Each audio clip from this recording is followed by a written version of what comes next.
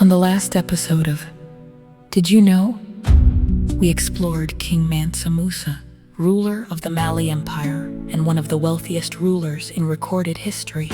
His reign came roughly a century before the kidnapping and enslavement of Africans during the transatlantic slave trade that lasted over 400 years. Mansa Musa came to power around 1312, ruling an empire enriched by gold, copper, taxation, tribute, and trans-Saharan trade. Mali had thriving cities, merchants, political institutions, scholars, educational centers, and international trade connections. King Musa transformed Timbuktu into a famous commerce, religion, scholarship, and learning network.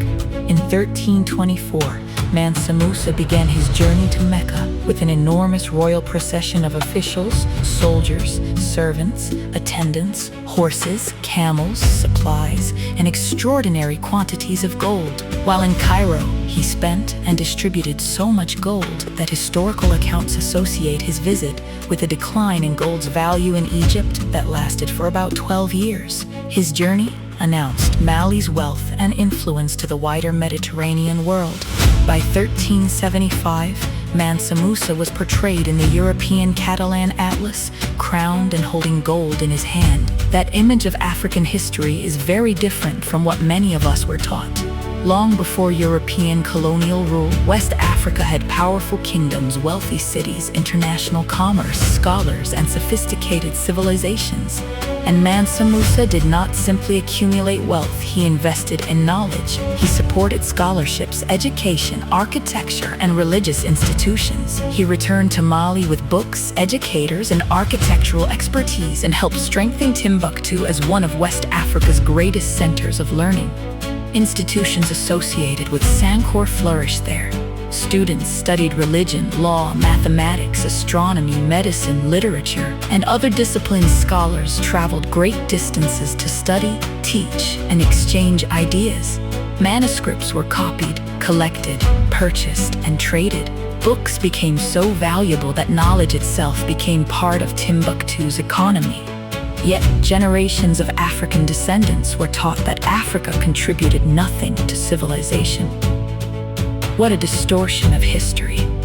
We were shown an undeveloped medieval Africa, while West Africa had internationally recognized centers of scholarship in the 14th century. Mansa Musa understood that greatness was not measured only by gold.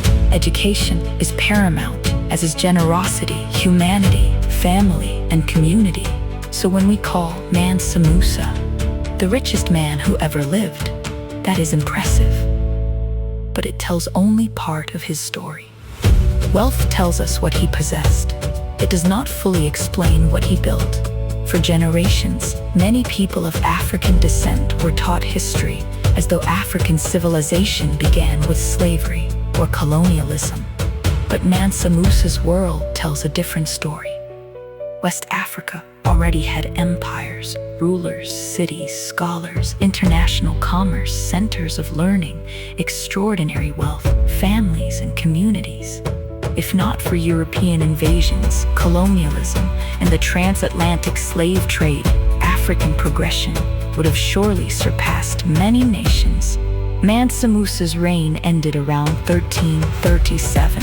About a century later, Portuguese expeditions pioneered by Prince Henry the Navigator were moving farther down Africa's Atlantic coast. Portuguese expansion accelerated after the seizure of Ceuta in 1415. During the 1430s and 1440s, Portuguese voyages pushed farther along West Africa in pursuit of valuable resources like slaves and gold.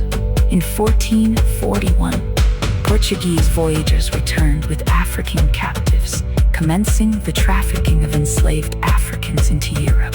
In 1482, the Portuguese built Elmina on the Ghana coast, initially as a fortified trading post for the gold trade, but was deceptively connected to the kidnapping, imprisonment, and trafficking of Africans. Consider the timeline. Mansa Musa's reign ends in 1337. Portuguese expansion accelerates by 1415. Voyages expand in West Africa. 1430s and 40s. Portuguese trafficking of Africans, 1441. Elmina constructed, 1482. Only about 445 years separated the end of Mansa Musa's reign from the construction of a Portuguese fortress on the West African coast. Europeans deliberately and malevolently explored the West African coast for African captives, gold, and wealth to steal. More than 400 years passed before one of history's greatest human catastrophes, the transatlantic slave trade, would come to an end. Next time, we'll dive deeper into how this happened. So, join me on the next episode of Did You Know? As we explore atrocities of the transatlantic slave trade. Thank you for watching, and please remember to like and share.